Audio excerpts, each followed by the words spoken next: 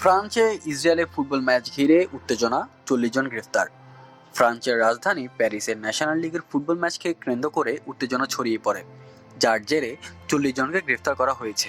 স্থানীয় সময় বৃহস্পতিবার এই ফুটবল ম্যাচটি অনুষ্ঠিত হয়।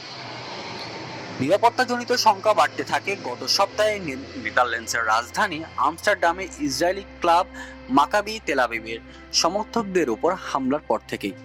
এই ঘটনার পর প্যারিসে ইসরায়েলের ম্যাচকে কেন্দ্র করে কঠোর নিরাপত্তা ব্যবস্থা গ্রহণ করা হয়। স্টেডিয়াম ঘিরে প্রায় 4000 পুলিশ সহ নিরাপত্তা বাহিনীর সদস্য মোতায়েন করা হয়েছিল। পাশাপাশি ছিল 1600 বেসামরিক নিরাপত্তা কর্মী।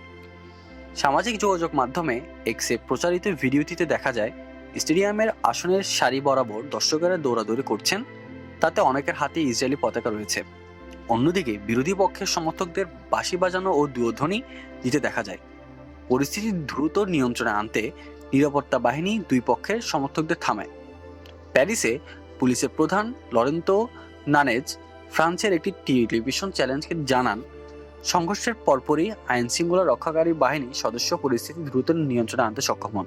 তার মতে, নিরাপত্তা দৃষ্টিকোণ থেকে ম্যাচটি সফলভাবে শেষ হয়েছে। এর আগে গত সপ্তাহে আমস্টারডামে ইউরোপা লিগে ফুটবল ম্যাচে এজাজ ও মাকাবির মধ্যে ম্যাচ অনুষ্ঠিত হয়েছিল। সেখানেও উত্তেজনা সৃষ্টি হয়েছিল যখন মাকাবি সমর্থকদের উপর হামলা চালানো হয়।